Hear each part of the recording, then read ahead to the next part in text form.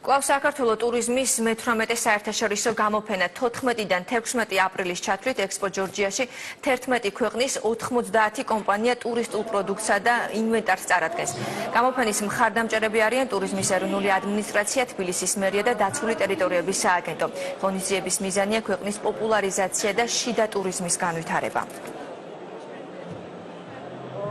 ჩვენ გვაქვს ჩამოყალიბებული სტრატეგია, რომლის მიხედვითაც ჩვენ ქვეყანაში დღევანდელი 5,900,000 ვიზიტორიდან ვიზიტორების რაოდენობა 11 მილიონამდე უნდა გაიზარდოს და შესაბამისად ყოველი ესეთი გამოფენა ხელს უწყობს ჩვენი მიზნის მიღწევას. მე მინდა წარმატება უსურვო ყველა მონაწილეს. ეს გამოფენა კარგი საშუალებაა ჩვენი ქვეყნის პოპულარიზაციისთვის და ასევე შიდა ტურიზმის განვითარების თვალსაზრისით, რამე თუ ამ გამოფენის პარკებში წარმოდგენილია ასევე ფასდაკლებების სეზონი, ფასდაკლებების ფესტივალი, რომლის მთავარი მომხმარებლები ჩვენი მოქალაქეები იქნებიან. წელს გამოფენაზე 90-მდე ტურისტული კომპანია წარმოადგენს 11 ქვეყნის სხვადასხვა მრავალფეროვან ტურისტულ პროდუქტს.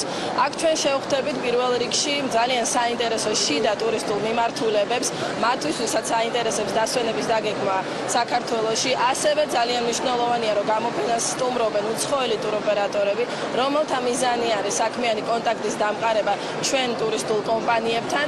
ჩვენ მონაწილეობთ ჩვენი განახლებული, ესე ვთქვათ, საგამოფენო სივრცით, წარმოჩენილი გვაქვს ის სერვისები, ის აქტივობები, რითიც ჩვენ ველოდებით ჩვენს ვიზიტორებს.